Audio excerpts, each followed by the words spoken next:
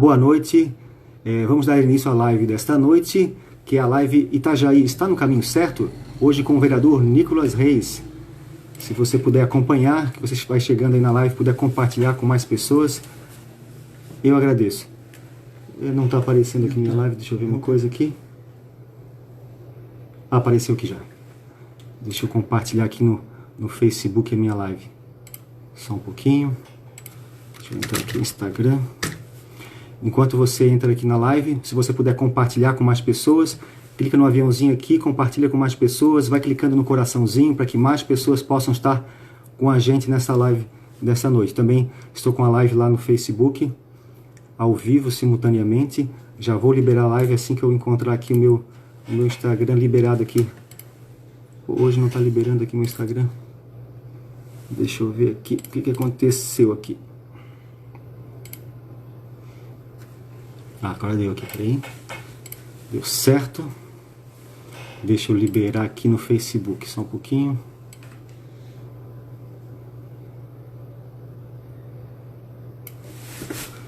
Aqui. Deu certinho. É isso aí, pessoal. Estamos agora ao vivo aqui, tanto no Facebook quanto no Instagram. Então, se você puder compartilhar essa live com mais pessoas, eu agradeço. Vai compartilhando para que mais pessoas possam participar da live dessa noite. O Nicolas já está conosco. Já vou chamar o Nicolas. Daqui a pouquinho o Nicolas vai estar falando aqui algumas coisas sobre um tema muito polêmico. Hoje a live é Itajaí está no caminho certo? Aí você me pergunta, será que é importante falar sobre um tema desse polêmico, bem no momento de pandemia? É por isso mesmo que nós temos que falar sobre política. É nesse momento de pandemia que nós precisamos falar sobre política. Por quê? No nosso país, por causa da pandemia, foi liberado o acesso à licitação pública, dispensa de licitação pública. Infelizmente, muitos políticos em todo o país estão aproveitando essa situação para comprarem as coisas apenas com tomada de preço, 3 orçamentos, o menor preço a pessoa compra. E tem pessoas aproveitando essa situação para fazer o quê? Saquear os cofres públicos. Estão comprando coisas sem necessidade, sem prioridade, e estão roubando o setor público. Então, por isso que eu e você, não é só a função dos vereadores, hoje com o vereador Nicolas, mas não é só a função do vereador Nicolas fiscalizar o setor público, mas é a função de cada um de nós, de cada cidadão, fiscalizar o setor público. É muito importante nós fiscalizarmos a ação do agente político. Por quê? Porque senão a gente vai ficar nas mãos deles. Eu já cansei de apenas criticar, de apenas falar, por isso que eu estou voltando para a política. Eu tenho uma frase que no Avante eles falam muito, que eu acredito que essa frase fala muito sobre o que a gente tem que acreditar. Se o bem se cala, o mal triunfa. Se o bem se cala, o mal triunfa. Nós não podemos nos calar. Nós temos que fazer alguma coisa para mudar a nossa política. Nós queremos muitas vezes que a política mude, mas nós não mudamos. Nós não fizemos nada para mudar. Então a única forma de nós mudarmos o nosso país é nós fazermos alguma coisa diferente. A mudança começa primeiro em nós mesmos. Quando nós mudarmos, o nosso bairro muda, a nossa cidade muda, o nosso estado muda e o nosso país pode mudar através das nossas atitudes. Então, imagina o nosso país aí, nós temos uma lei federal que diz que 15% da saúde, do orçamento municipal, tem que ir para a saúde. 25% para a educação. Aí imagina, são os 2 principais orçamentos vão para a saúde e para a educação. 15% de um orçamento de uma prefeitura é bastante dinheiro. Imagina isso no Brasil inteiro. Quanto dinheiro vai para a saúde? E o município não tem dinheiro só, esses 15%. Também tem um dinheiro federal, tem um dinheiro estadual, que pode ser usado para poder fazer o quê? Para melhorar a saúde. Nós estamos vivendo essa crise na saúde em todo o mundo por culpa de quem? Por culpa dos políticos. Essa pandemia está prejudicando todos os setores por causa das decisões erradas políticas.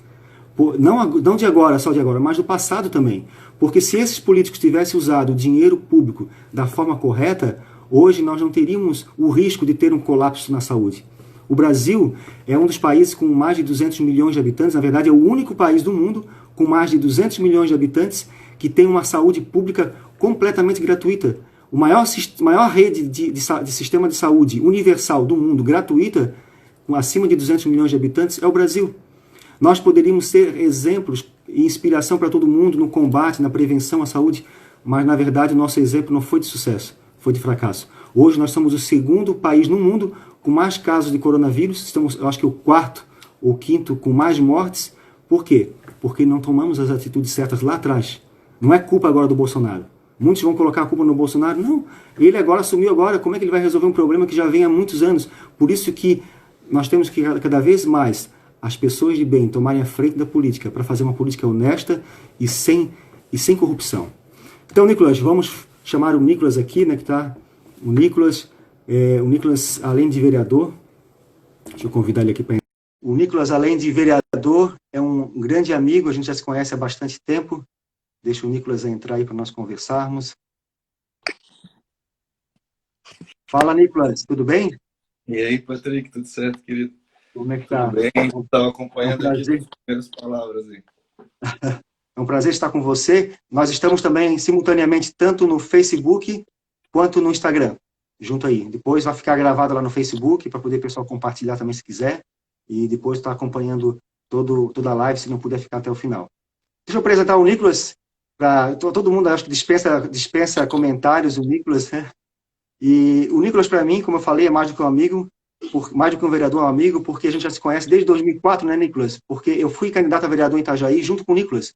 Eu não ganhei, mas o Nicolas ganhou, e eu fui contemplado com o cargo de diretor de micro e pequena empresa Economia Solidária na época, e as nossas ações no departamento nos deram o prêmio Prefeito Empreendedor de Santa Catarina, dado pelo Sebrae, como o departamento que mais trouxe benefícios para o pequeno empresário. Criamos o Balcão do Emprego, junto com a parceria do Nicolas na Câmara de Vereadores, que o Nicolas sempre apoiou o pequeno empresário, tem uma amizade muito grande com a Mauri, o pai do Nicolas. Nós trabalhamos junto lá na Secretaria de Desenvolvimento Econômico, Emprego e Renda, e a partir daí a nossa história começou juntos, né, Nicolas? Apoiei a sua candidatura na reeleição depois, para vereador, e até hoje estamos aí em uma grande parceria. E o Nicolas, deixa eu falar aqui, eu pedi para o Nicolas, me manda o seu currículo, mas é um currículo resumido, mas não tem como resumir, porque o cara é fera, o cara tem se dedicado muito aí à capacitação. Na minha opinião, o Nicolas, não é puxando o saco aqui do Nicolas, mas na minha opinião, em Itajaí, na verdade não só em Itajaí, mas no Brasil inteiro, o Nicolas é uma referência como político, porque é um dos caras mais capacitados em gestão pública do Brasil para estar numa Câmara de Vereadores. Parabéns, Nicolas, pelo seu currículo, pela sua dedicação e foco, né, na capacitação aí de gestão pública. Parabéns mesmo. Então, o Nicolas aí é um cara muito honesto. Deixa eu falar aqui o currículo aqui do Nicolas. Ó. Ele é graduado em Direito pela Universidade do Vale do Itajaí, em 2005. Ele é mestre em Gestão de Políticas Públicas pela mesma instituição em 2015. Doutorando em Ciências Jurídicas pela Univale e Universidade da Perugia, Itália, em 2018. Sua formação complementar inclui cursos e seminários em universidades como a USP e ESPM, no Brasil, e também em Harvard, Widener, Califórnia, Riverside, nos Estados Unidos, além de Zurique, Alicante, Perugia, na Europa. E ele foi vereador por 2 mandatos em Itajaí, 2005 a 2012. Depois exerceu agora o 3º mandato, agora em 2017 até o tempo atual. Foi deputado estadual interino em Santa Catarina, no dia 1º de julho de 2015 até o dia 31 de agosto de 2015. Foi coordenador nacional dos fóruns de gestores federais da Presidência da República, é advogado associado na Sociedade BRF Advogados, atua como especialista nas áreas do direito público civil e empresarial, ele tem a OAB 22.062, é ainda membro da RAPS, Rede de Ação Rede de Ação Política pela Sustentabilidade, da LACIP, Associação Latino-Americana de Ciência Política. O Nicolas também é líder público da Fundação Lehman, lá do Jorge Paulo Lehman, um grande bilionário brasileiro. Parabéns, Nicolas. É só isso? Não, eu também tenho a principal obra do meu currículo, a mais importante de todas, não está aí, né? Eu sou pai do Manuel. Oh, parabéns. Casado, né? Casado com a Gabriela. E pai do Manuel. Essa é a principal É o patrimônio mais importante que nós temos, Nicolas. É a nossa família, isso mesmo. Não há outro, né, Patrick?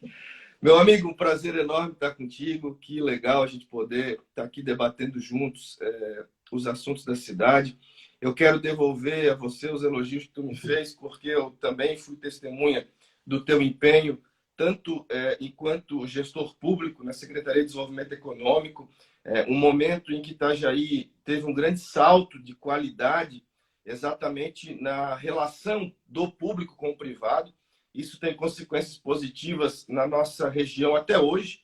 Itajaí é o que é economicamente, muito foi pelo empenho que naquele momento vocês tiveram na secretaria, você como diretor de micro e pequenas empresas. Legislações nós construímos juntos naquele momento, alvará provisório, prioridade para as micro e pequenas licitarem com o poder público, enfim, uma série de ações executadas diretamente pela secretaria ou em parceria com a Câmara, que hoje trazem resultados evidentes, né, que estão representados pelos números importantes que Itajaí tem na sua economia e pelo PIB que representa hoje o salto que deu, que vem dando, né, mas que deu muito por aquele período, e também da tua carreira como empreendedor, como empresário, e que eu acompanhei também a tua dedicação com a tua empresa, com os teus funcionários. Era muito legal entrar na Mega e perceber, né, a sinergia que existia entre a direção e os colaboradores. Isso é muito raro e você conseguiu imprimir isso e eu sou testemunha disso. Então, é uma pena, né, que Itajaí não aproveite pessoas como nós, e como nós há tantas outras e muitas outras, melhores até que a gente, né, Patrick, que infelizmente não são aproveitadas na sua plenitude e a cidade acaba sendo governada por pessoas que têm interesses, diria, nada republicanos. Então, é muito legal estar aqui nessa noite de quarta-feira. É um prazer bater esse papo contigo e com todos que já estão aí apresentando suas curtidas na nossa live. Valeu, Nicolas. Nós estamos aí com um bom público aqui no Instagram também. Tem bastante pessoas aí participando aqui. Belo currículo, Nicolas, colocaram aqui nos comentários. Esse sabe o que está fazendo, verdade. Também tem uns comentários no Facebook, daqui a pouco eu vou falar aqui. A live não é só para falar do currículo do Nicolas, não. É porque é muito grande. E também tem aqui, deixa eu ver mais aqui, pessoal batendo palma, grande Nicolas, um gigante e tal. Bastante participação aqui. Obrigado, pessoal, pela participação de vocês. É isso aí. Então, Nicolas, obrigado pelos elogios também. Na verdade, a Mega Impressões ali foi uma empresa que eu criei há bastante tempo. Eu comecei já como empresário já há mais de 20 anos aqui em Itajaí. Comecei do zero com um computadorzinho, sozinho, e cheguei a ter 55 colaboradores, fazer um bom faturamento aí por mês. Tive meus altos e baixos, como todo empresário. Hoje, ser um empresário no nosso país é um grande desafio, mas graças a Deus nós vencemos. E nunca tive nenhuma ação trabalhista contra a nossa empresa. Aquela sinergia que você via lá com os colaboradores realmente acontecia muito mesmo, porque a gente sempre tratava os nossos colaboradores com muito respeito. Tanto é que nunca tive nenhuma ação trabalhista lá na empresa. Mas vamos focar aqui na nossa live de hoje. Vamos lá. Nicolas, hoje a nossa live é Itajaí. Está no caminho certo? Você falou um negócio interessante, porque muitas pessoas estão vendo a gente como, eles são muito jovens ainda. Não. Quantos anos você tem, Nicolas? Estou com 38 já. 38, já é bastante. Já estão aí, diz que a vida começa aos 40, né? Eu fiz 40 anos, vou fazer 41 agora em setembro. Está na hora da nova geração assumir o poder da cidade, assumir o poder da política, assumir o seu protagonismo na política do nosso país. Por quê? Porque a gente tem ideias inovadoras, a gente está muito mais atento às novas tecnologias, nós temos muito mais preparo. Eu vejo não que as pessoas da outra geração não têm preparo, também têm preparo, têm experiência. A gente tem visto também muitas coisas boas, não estamos aqui apenas para criticar. Mas eu vejo que está na hora de dar uma renovação, de a gente trazer realmente a mudança real para trazer a nova geração como protagonista na política da nossa cidade e do nosso país. Nicolas, eu separei alguns temas polêmicos aqui e vou começar com um tema aqui bem polêmico que eu vi que na última sessão, eu tenho acompanhado o trabalho do Nicolas, não só o Nicolas, mas nós temos em Itajaí muitos vereadores, né, que são hoje oposição ao governo e eles trabalham muito bem. Parabéns pelo seu trabalho na Câmara, eu tenho acompanhado bastante, não só o seu, mas de diversos. Não vou falar o nome de todos aqui para não prejudicar e esquecer de alguém, sabe? Mas você falou sobre a Semasa. A Prefeitura tirou indevidamente uma parte do orçamento da Semasa. 56 milhões de reais foi transferido para a Prefeitura de Itajaí. Sendo que a Semasa em Itajaí está precisando de muitos investimentos. Por quê? Porque todo cidadão de Itajaí sabe que quando você vai abrir as torneiras aí, está saindo água igual Coca-Cola. Você mesmo falou, né? Igual Coca-Cola. E é verdade, aqui na minha casa eu moro no bairro São Judas. Eu estou aqui com meu amigo Joel, aqui comigo. O Joel depois já vai aparecer aqui. Cara, na casa dele, ele mora aqui na Cidade Nova, a mesma coisa, vindo água igual Coca-Cola. O que você fala sobre isso, Nicolas? Olha, Patrick, primeiro te dizer, comentar a tua fala que precedeu a pergunta. Tá na hora, sim, da nova geração assumir o poder.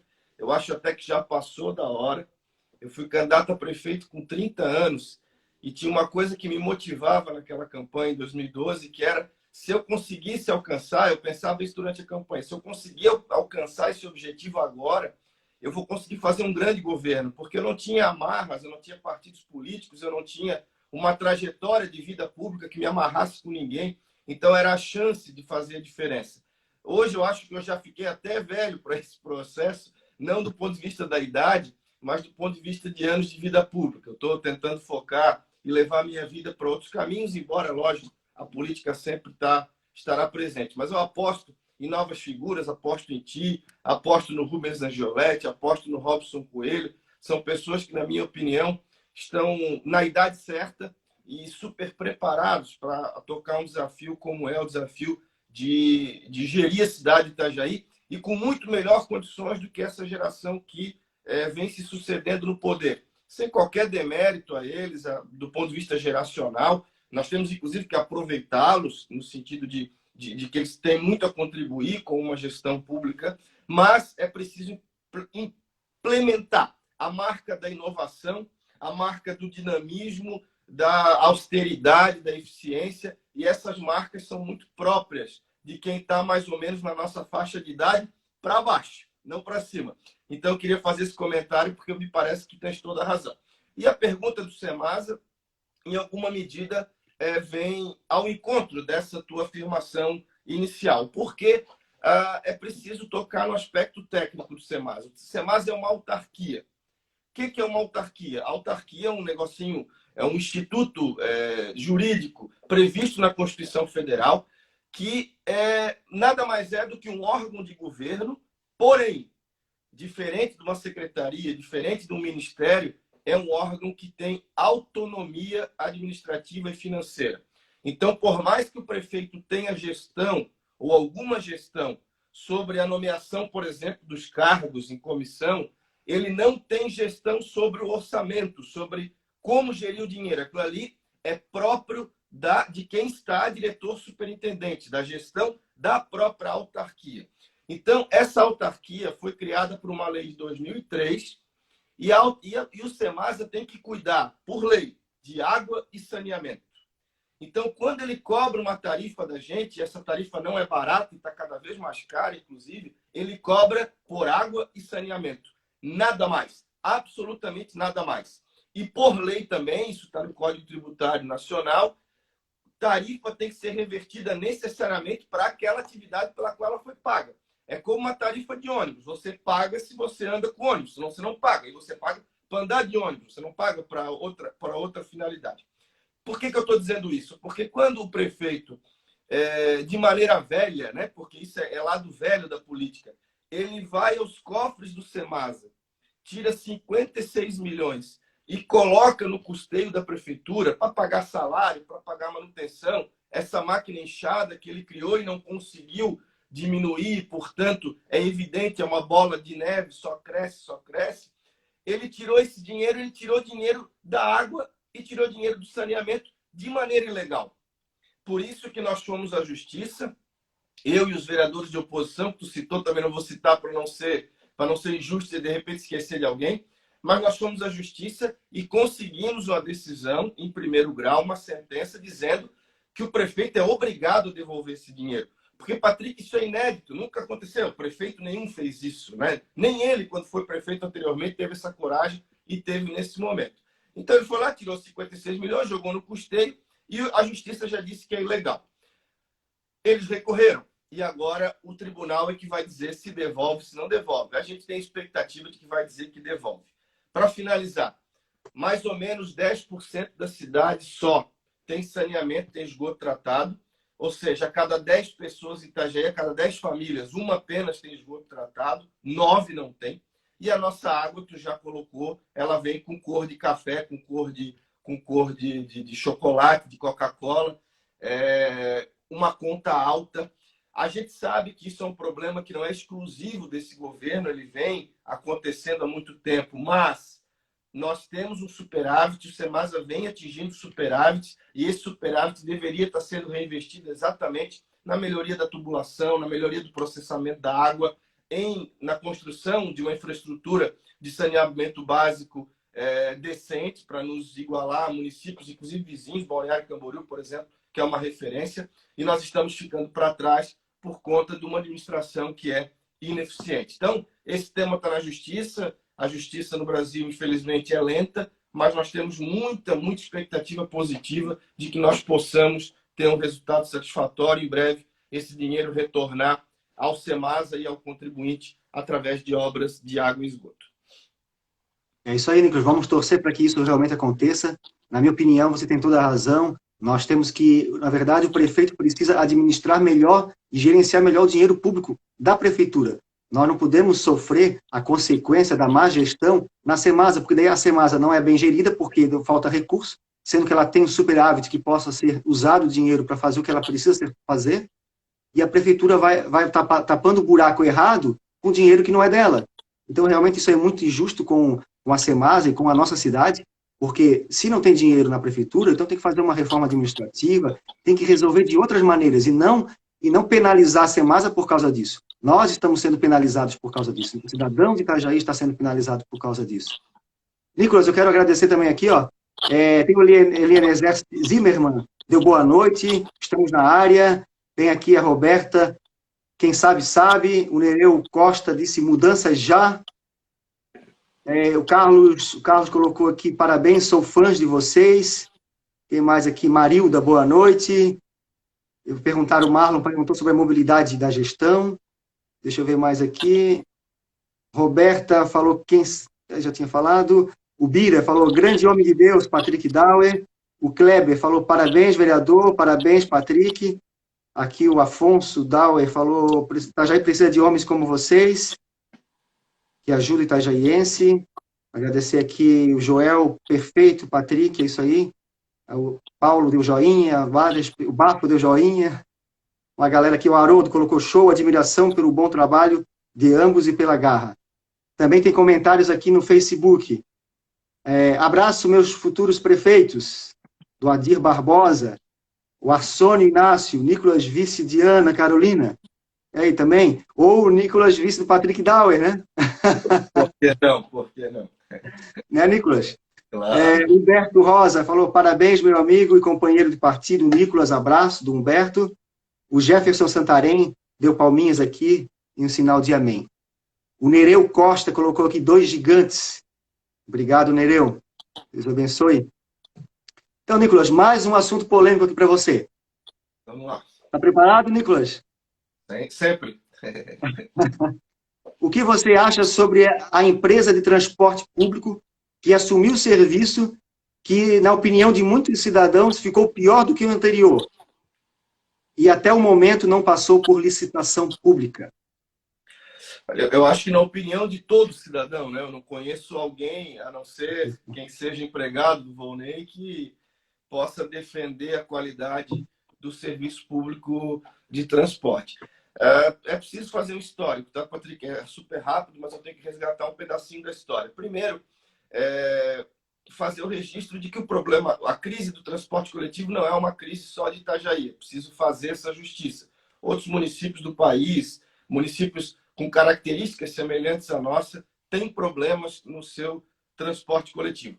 Mas nós tínhamos uma vantagem em relação à maioria desses outros municípios, que era uma empresa que já operava aqui há cerca de 40 anos. Tinha uma frota razoável, não era exatamente nova, mas estava acima da média dos municípios médios do país e estava tocando transporte.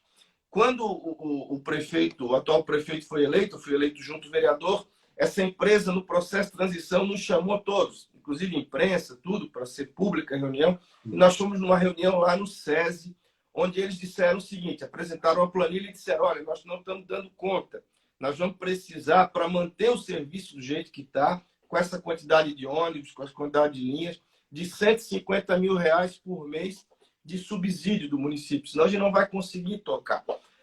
O prefeito ficou de pensar e tal, começou o governo, ele simplesmente negligenciou, disse que não atendeu ao pedido, ignorou o pedido, a empresa começou a insistir e ele simplesmente disse não e o contrato terminou e simplesmente ele não renovou com a empresa.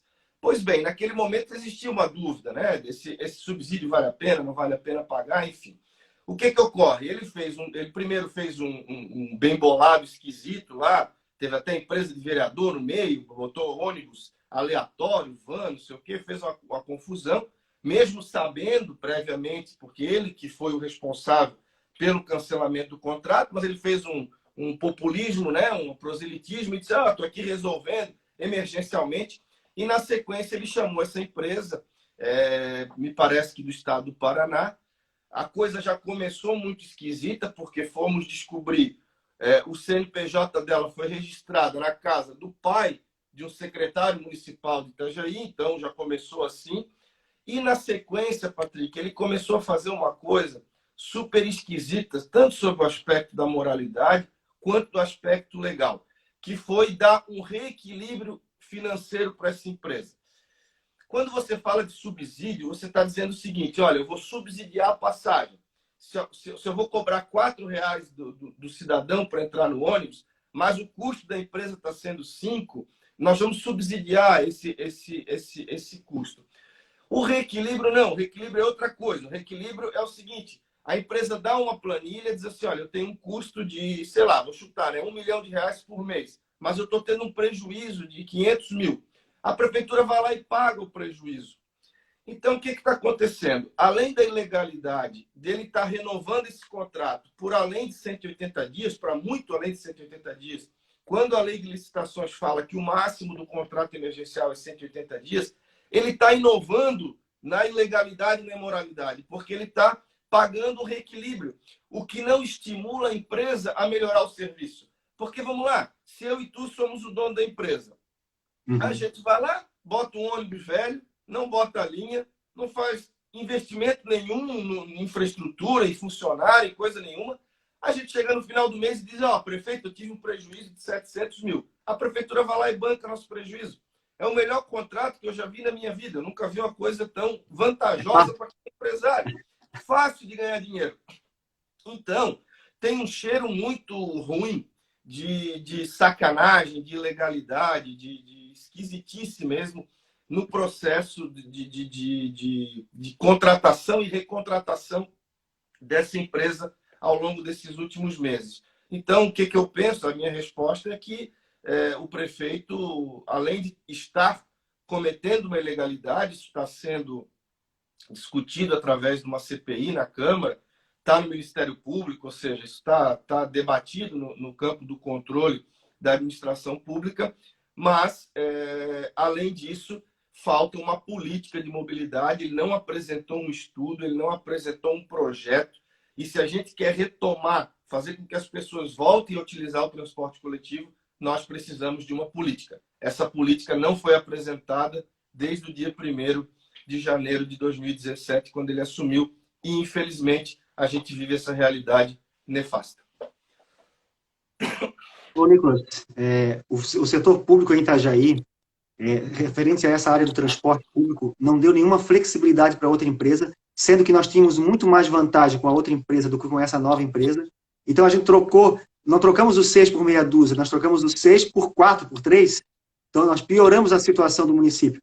E sendo que ficou um processo muito mais duvidoso do que já era, porque já era ruim para o município, ficou pior ainda. Então, como você falou, nós precisamos de uma gestão política e pública sobre a mobilidade urbana, a mobilidade pública do transporte público, até porque com essa pandemia teve muitas mudanças na área do transporte público, na área de mobilidade. Então, o que Itajaí está pensando para o futuro? Até agora, nós não vimos nenhuma apresentação da Prefeitura de Itajaí em relação às novidades de mobilidade pública para o município. Eu percebi que até vamos falar sobre isso mais tarde, que foram viajar para vários países aí, em eventos de cidade inteligente, de cidade do futuro e tal, mas não apresentaram nenhuma proposta para essa cidade inteligente, para essa cidade do futuro para nós. Somente construção de ruas, e não vejo nada de interessante nisso para uma cidade do futuro. E nós vamos falar sobre isso daqui a pouquinho. Quero agradecer aqui, Nicolas, olha só, o Matheus Provese aqui, Matheus Provese Tolentino, aplaudiu aqui a nossa live. A Neuza falou, boa noite, que Deus ilumine as suas decisões. Também tem aqui, ó, olha só. O Nereu falou, olha, tem que ser o vice do Patrick. O Kleber falou, tem que ser o vice do Patrick. E o Reis Charles aqui, Charles Reis, falou, oi, qual a tua solução para esse problema de transporte público? Já foi falado agora sobre isso. Fazer tem que criar uma política pública de transporte público, de mobilidade urbana. Vamos responder objetivamente a pergunta, né? Qual é a Tá. solução? Lógico, isso, fala a solução aí, Nicolas. Só criticar também não leva à solução. A solução está construída no Inova Anfre. O Inova Anfre foi um programa presidido pelo ex-deputado Paulinho Bornhausen. Eu tive a oportunidade de ser do conselho durante um período, e foi construído um grande plano de mobilidade urbana para toda a região da Anfre, espelhado em várias cidades do mundo. A principal dela, pelas características, Portland, nos Estados Unidos. Esse projeto está pronto na Anfre, assim como está pronto o projeto da Ponte Itajaí Navegantes, assim como está pronto um monte de projeto bacana, que inclusive é possível se buscar financiamentos junto ao Banco Mundial e outras entidades, exatamente pela credibilidade que o projeto tem. E, infelizmente, a Prefeitura dá as costas a esses projetos construídos por técnicos, gente competente, que ao longo de muitos anos se dedicou para isso e negligencia. Eu não sei por que razão especificamente, e aí tu fosse muito feliz, né? Não adianta abrir as ruas da cidade sem um planejamento, sem dizer para onde a gente vai. Todo mundo sabe que os grandes gargalos de Itajaí estão concentrados nos dois trevos, o da Antônio Raio e o da Jorge Lacerda, e na falta de um acesso com o município vizinho, que é Navegantes. O dia que nós resolvemos esses três problemas, nós vamos resolver o problema, praticamente 90% dos problemas de mobilidade, e vamos trazer desenvolvimento econômico para toda a nossa região. E infelizmente, a Prefeitura não sequer toca no assunto. Eles preferem dizer que estão trabalhando dentro da Secretaria de Planejamento Urbano, que, vamos ser francos, com todo o respeito que eu tenho aos profissionais que estão lá, são poucos e não dão conta nem das questões burocráticas do dia a dia, quanto mais de fazer planejamento de longo prazo. Então, assim, a resposta está no Inova Anfre, está lá, o projeto está pronto, é um baita de um projeto de integração regional do transporte coletivo, baseado muito no que já se tem, com a construção de terminais, com a digitalização do processo de entrada e saída dos ônibus, junta todas as empresas que já operam, tanto intermunicipal quanto municipal. Enfim, é um projeto fantástico, está pronto, mas o prefeito não se dá o trabalho sequer de mencioná-lo nas suas entrevistas e pronunciamentos oficiais. Ô, Nicolas, está mais do que na hora de a gente pensar regional. Porque o Porto de Navegantes, quando veio, todo mundo ficou com medo, porque o Porto de Navegantes vai prejudicar Itajaí. Pelo contrário, o Porto de Navegantes ajudou Itajaí. E o Porto de Itajaí ajudou Navegantes. Quando a gente deixar de pensar somente a cidade e pensar de maneira regional, tudo pode melhorar. Porque isso falta um pouco de interação entre os prefeitos da nossa região. Como você falou, é um projeto, o Inova Anfre, na minha opinião, é um dos melhores projetos do país. É um projeto que foi pensado por grandes especialistas, técnicos realmente. O Paulinho Bornhausen, apesar de muitos dizer que é da velha política, na verdade, a família é velha política, mas o Paulinho Bornhausen, eu já vejo que ele pensa como uma nova política, porque é um cara muito inteligente, na minha opinião, e esse projeto do Inova Anfre, ele é muito bom para Itajaí e para toda a região aqui da Anfre, e conseguiria realmente resolver toda essa situação do transporte público, e não só essa situação, mas outras situações que ali tem um projeto muito mais amplo do que a gente imagina, por isso a importância da população tá indo buscar mais informações sobre isso. Também não entendo por que o nosso prefeito não sequer acaba olhando o projeto e falando sobre ele aí nas mídias sociais. Nicolas, também agradecer aqui a Nath Choreide. Ela disse assim, avante, Nicolas, bora virar a mesa. Tem mais aqui, deixa eu ver aqui. O Elias Ávila falou, muito longe de ser legal tudo isso, muito longe de ser legal tudo isso. Obrigado, Elias. Essas coisas que nos deixam preocupados de como nossa empresa Itajaí está sendo gerida. O Elias, mais uma vez, verdade. Como a nossa empresa Itajaí está sendo gerida. O Afonso colocou, é verdade, temos que nos preocupar mesmo. O Eliezer colocou essa dupla junto, vai longe, Patrick e Nicolas. Obrigado. Tem aqui o pastor, se eu lembrei, esqueci o nome dele aqui, ele falou que está como X sofisma. Eu gostaria de saber o que vocês pensam sobre ideologia de gênero, aborto, discriminação das drogas e escola sem partido. Parabéns pelo trabalho, obrigado. É o Cassiano, o pastor Cassiano aqui. E não está no nosso tema de hoje, nós podemos falar também alguma coisa aqui. Eu sou contra o aborto, sou contra a ideologia de gênero, e as drogas, tem que criar uma política pública em cima das drogas. O Nicolas é muito inteligente e preparado para ser o vice. O Kleber, precisamos de inovação geral. O Rogério, Itajaí tem que ser uma nova metrópole na nossa região. A questão das drogas, eu acho que não deve legalizar as drogas, tá? Não deve legalizar as drogas. As drogas, elas, na verdade, tem que existir uma política pública para poder fazer com que as pessoas fiquem longe desse mal que abala aí, é o mal do século, né, as drogas. Nicolas, quer falar alguma coisa sobre o assunto ou prefere não se manifestar sobre esse tema? Meio polêmico também. Bastante polêmico. Eu tenho uma tradição, digamos assim, de mais liberal, então eu sou mais liberal nesses temas do que a grande maioria é. Mas eu me preocupo com todos eles, sem dúvida nenhuma, né? A questão do aborto, por exemplo, Patrick, pessoalmente eu sou absolutamente contra, lógico, né? Eu sempre que alguém, isso já aconteceu na minha vida, né? Quando já me pediram um conselho, o que eu faço? Hoje muito menos, mas na época que a gente tinha ali, estava nos 20 e tantos, ou na adolescência, isso acontecia com alguma recorrência, amigos, amigas, né? E eu sempre fui muito enfático nesse aspecto, de dizer, não faz isso, pelo amor de Deus, é uma vida, vamos ajudar, vamos fazer. Agora, quanto à legalização ou não, isso eu do fundo do coração, eu não tenho uma opinião formada. Às vezes me parece que essa decisão deveria ser uma decisão exclusiva da mulher, que o Estado não devia se meter nisso, a não ser no sentido de incentivá-la a não fazer, aí com políticas, né? E as drogas a mesma coisa, né? As drogas são um problemaço, um problema que aflige as famílias, que tem repercussão no Estado, porque o Estado precisa gastar com polícia, com presídio, com um monte de coisa. E às vezes eu fico pensando que parece que o enfoque dado a isso é que está errado.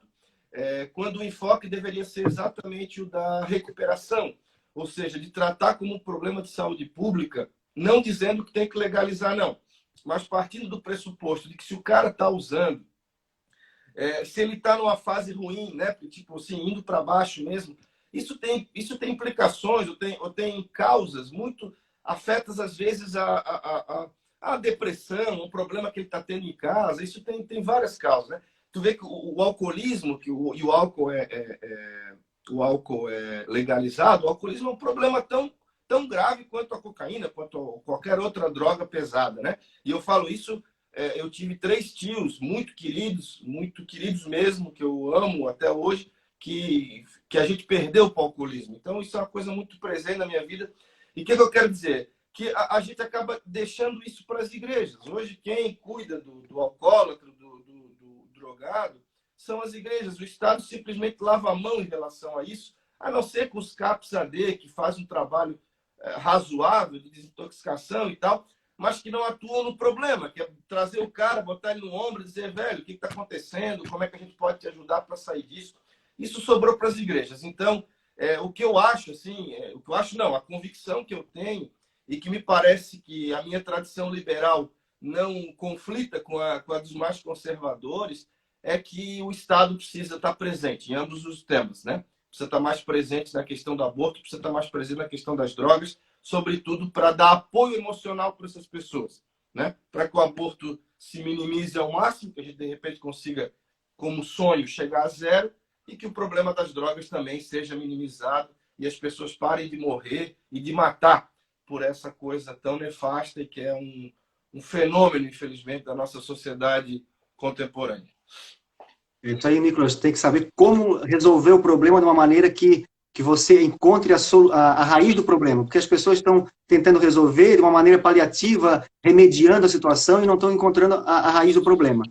E sobre essas opiniões, eu sou bem conservador, já é um pouco mais liberal do que eu, mas eu sou mais conservador, mas não quer dizer que assim, o certo e o errado é uma perspectiva, né?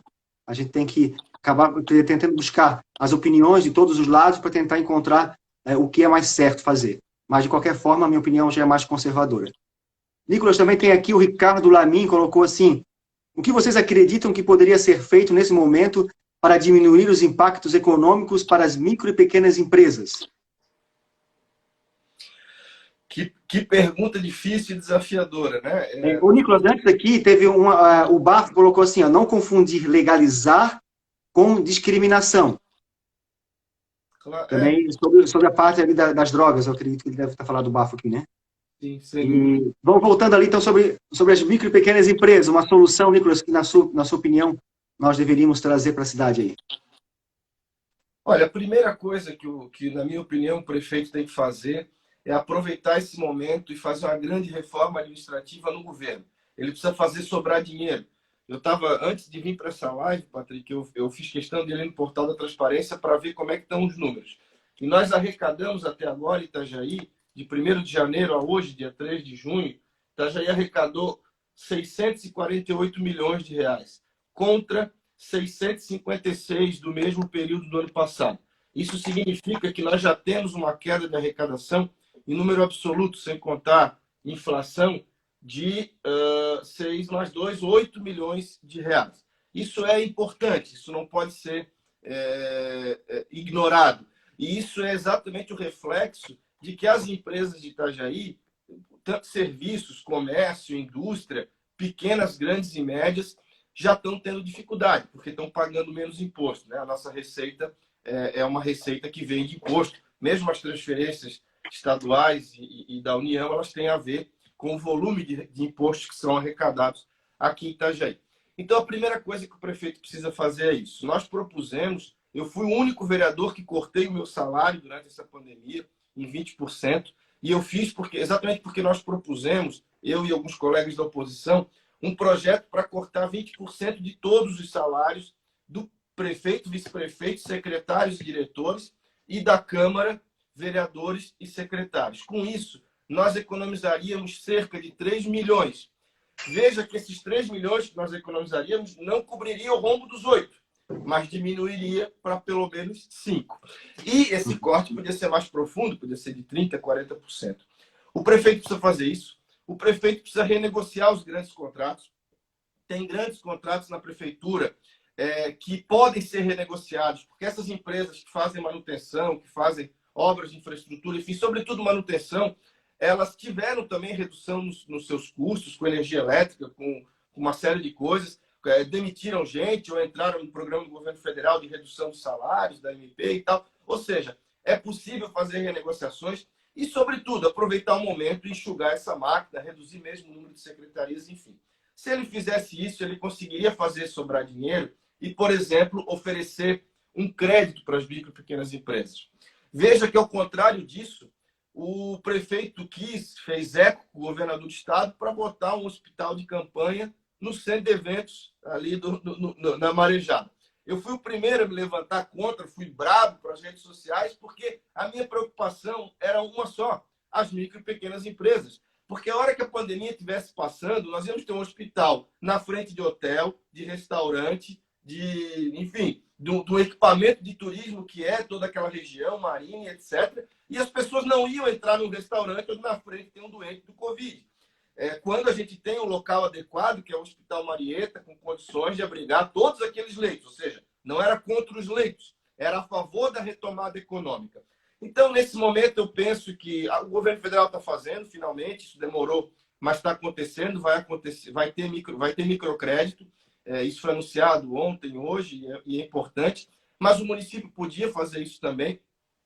E o planejamento, agora está na mão do prefeito, o decreto do governador de segunda-feira, ele botou na mão dos prefeitos esse processo de reabertura econômica.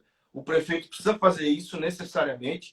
É preciso lembrar que as pequenas e microempresas são as que mais têm condições de prevenir os seus funcionários da contaminação, porque são 5, 10, 15, 20 funcionários, 2, 3, que essas empresas têm. Então, você conhece, se você fazer testagem Você sabe se a mãe do cara está com Covid, se não está, se tu precisa fazer uma quarentena com ele, um isolamento, ou se tu não precisa. Isso fica muito mais difícil para uma grande, né? Ver o problema da GDC hoje, que parece que tiveram alguns casos ali, denúncia de funcionários. Lógico, imagina, numa planta industrial gigante, milhares de funcionários, é super difícil você controlar. As micro e pequenas, não. Então, o prefeito precisa ter uma política de retomada desses setores urgente, incentivar. Não é só fazer proselitismo com cânfora, com o CIS, né? O CIS está lá como um ambiente de como é que é, de triagem do Covid. Enquanto isso, a UPA de Cordeiros entupida de gente, sem médico, sem testagem de profissional de saúde.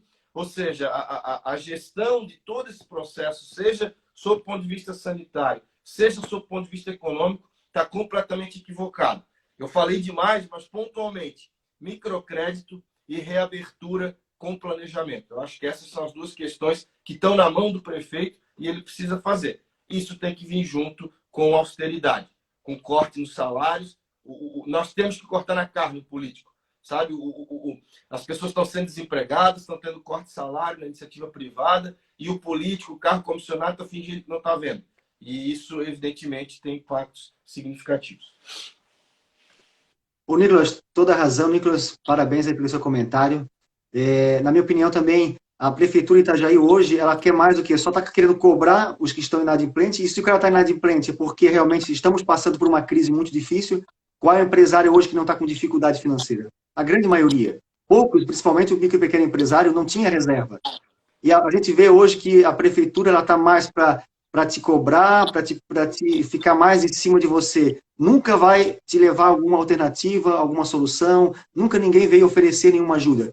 A tua opinião de fazer realmente um crédito, um microcrédito municipal é muito bacana, é uma das nossas propostas como pré-candidato, criar um banco municipal de microcrédito, pegar uma parte do orçamento, se você gerencia bem o orçamento público, tu pode separar 1 milhão por mês, ou o que o município conseguir diminuir da arrecadação, para estimular o setor de micro e pequena empresa na cidade. Porque o dinheiro fica na cidade. Quantas licitações, a gente viu agora uma licitação aí que, várias licitações que foram feitas emergencialmente, até trouxeram coisas de outros países, sendo que Itajaí poderia estar fornecendo. Então, está faltando o apoio ao pequeno empreendedor da cidade. A prefeitura não foi capaz de fazer uma ação para incentivar o comércio local, sendo que a própria prefeitura não faz isso. Que nós estamos entre nós, a AMP, a Associação de Micro e Pequena Empresa, estamos fazendo campanhas para incentivar o comércio local, para todo mundo comprar aqui em Itajaí mesmo, para poder o dinheiro girar aqui e fortalecer o nosso comércio, enquanto a nossa própria prefeitura está comprando de fora. Então eu vejo assim que a prefeitura parece que está indo contra a mão aos anseios da população, ao que a gente precisa realmente. Pô, o empresário precisa de ajuda. Eu sou empresário também.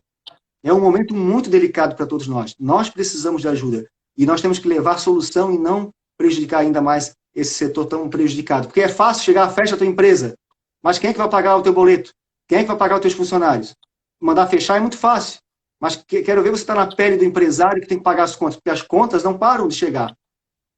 Entende? Então, assim, o que a prefeitura tem feito de benefício? Vamos diminuir os impostos nesse período de pandemia. Quem está pagando aluguel não vai precisar pagar durante esse mês, faz um acordo lá com o locatário.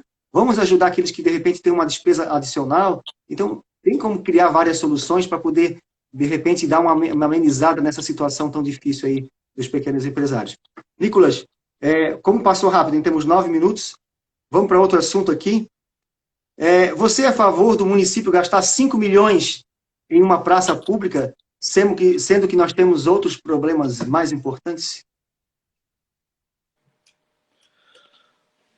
Olha, Patrick, essa pergunta tem a ver com a anterior, né? E eu vou complementar a tua fala e até a minha.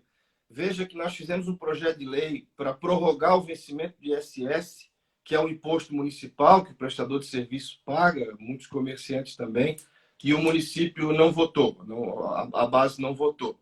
Eles votam repasse do SEMASA, que não pode, mas não votam uma ação que é simples, mas que ajuda no fôlego das empresas, né?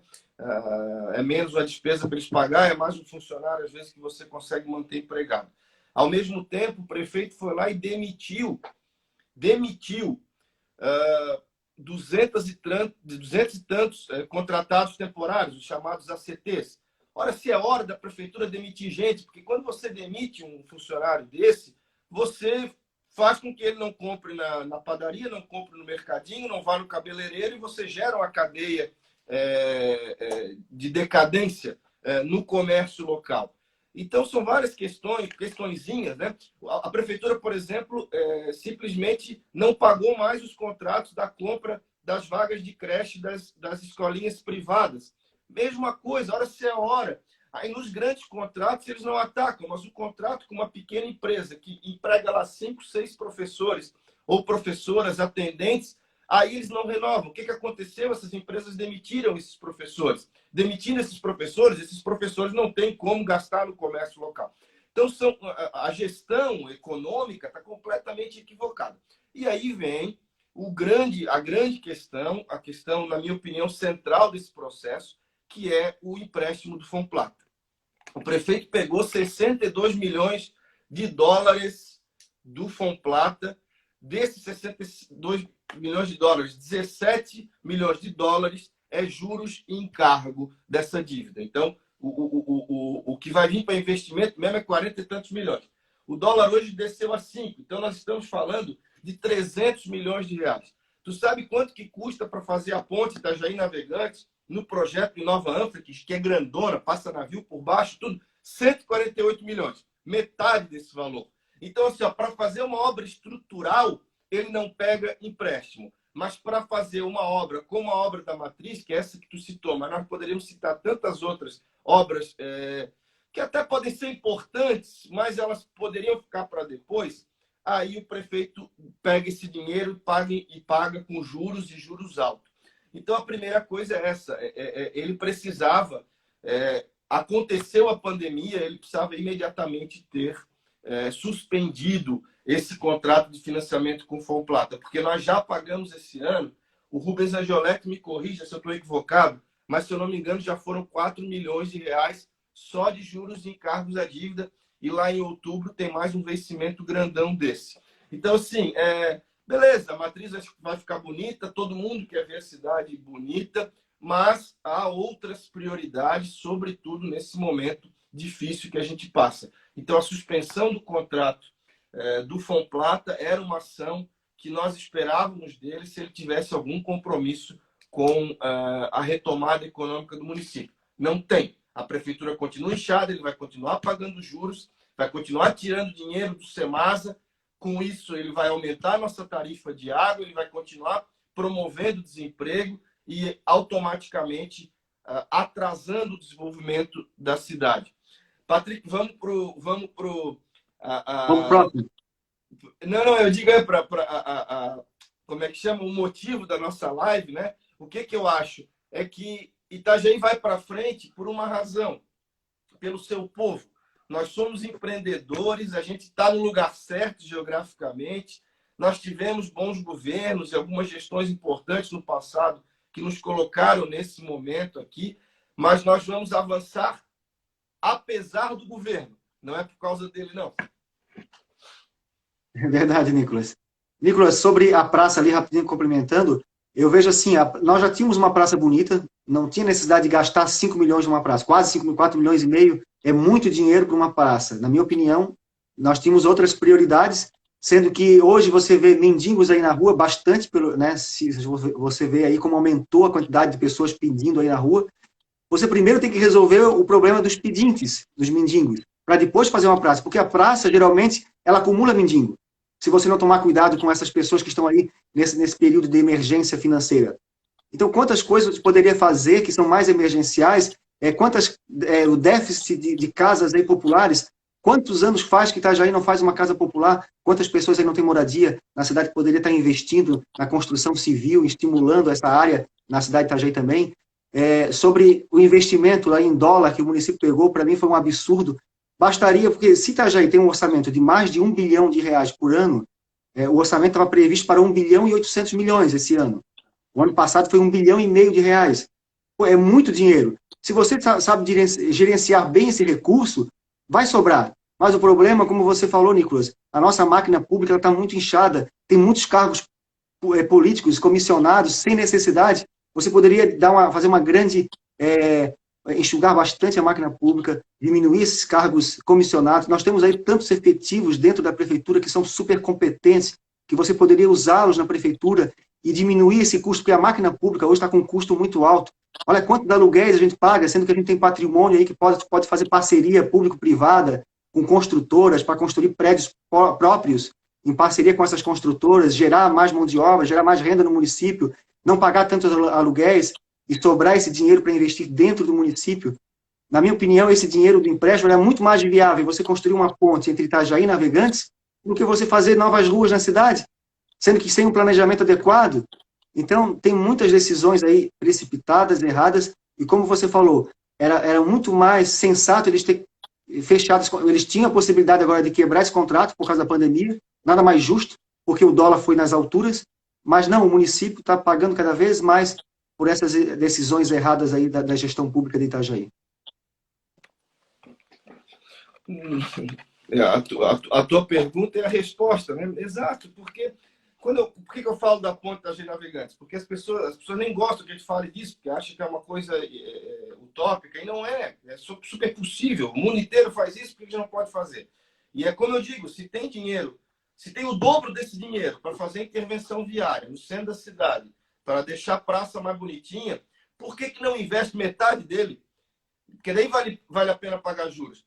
Para uma obra que é paradigmática, que é isso que muda a história da cidade. Por que não usa para resolver o problema dos trevos, que são um grande gargalo de Itajaí, inviabilizam a atividade econômica, né? Então, se você quiser pegar dinheiro emprestado, você tem que pegar dinheiro emprestado para fazer dinheiro, e não para enterrar em obra que não vai dar retorno financeiro, como é o caso disso. Então, nós estamos pagando 3 vezes esse financiamento, e isso vai, em algum momento, essa conta vai chegar, Patrick, ao governo. E quando a conta chega no governo, só tem 2 saídas. Ou você enxuga a máquina e adequa ela à nova realidade, ou você cobra imposto do povo. Tu imagina qual que vai ser a decisão que esse prefeito, do jeito que governa, vai tomar. Vai sobrar para nós. Nós vamos ter que pagar mais imposto para bancar essa farra com o dinheiro público. Eu não tenho a menor dúvida. Isso é só uma questão de tempo. É um absurdo, né, Nicolas? Até aqui o nosso amigo o Nereu colocou assim, ó, vocês acham que a saúde financeira de Itajaí está maquiada, Nicolas? Ela tá sendo mal gerida. É diferente. Ela não está maquiada porque Itajaí assim, está muito acima da média nacional, né? Só que aí, o que acontece? A gente tem super salários. Você olha para o governo federal e fala, pô, os caras têm super salário, ganham acima do teto do Supremo. Nós aqui também, o salário do prefeito é 35, tem gente que só não ganha mais porque barra no teto, mas tem bastante gente. Então, assim, nós temos privilégios, nós somos a cidade com mais cargo comissionado do país, o prefeito nomeia cargo comissionado até na direção de escola, quando tradicionalmente se nomeou professores do quadro, porque é ele que tem relação com o professor, com a comunidade, com o aluno. Então, assim, se politizou completamente a máquina pública de uma maneira exagerada. Eu sou político, eu acho que o componente político é importante, você precisa ter em certos pontos... Ô, Nicolas, deixa eu te cortar aí. A nossa live vai acabar daqui a pouquinho. Então, nós não vamos poder continuar, porque o Instagram aqui ele dá 1 hora de live. Então, nós vamos ter que marcar mais uma live para continuar, porque tem bastante assunto para nós. Eu vi que não ficamos nem na metade aí da nossa pauta de hoje. Vamos marcar mais uma live mais próximo, de repente. E só uma pergunta rápida, Nicolas, tu já dá o teu agradecimento aí final e responde para a gente. Você vai vir candidato, pré-candidato a prefeito também? É pré-candidato a vereador? Eu sinceramente não sei, Patrick. Eu estava decidido que não, porque eu ia para a Itália esse ano fazer minha dupla titulação do doutorado. Era para eu estar lá agora, na verdade. Eu voltaria final de junho, eu ia final de março e ia voltar final de junho. Como aconteceu a pandemia, eu acabei não podendo ir, né? E vou ter que remarcar isso ou para o segundo semestre ou para o ano que vem. Então, eu estou repensando a minha atuação nessa eleição. Mas eu sou presidente do Podemos, tenho pré-candidatos a vereador, tenho pré-candidato a prefeito, e a gente está dialogando, né? Como estamos com vocês, vamos dialogar com outros partidos. A ideia é construir um projeto, independente de eu ser candidato ou não. Nós precisamos ter um projeto importante para a cidade. Patrick, meu muito obrigado pelo convite, cara, foi muito legal.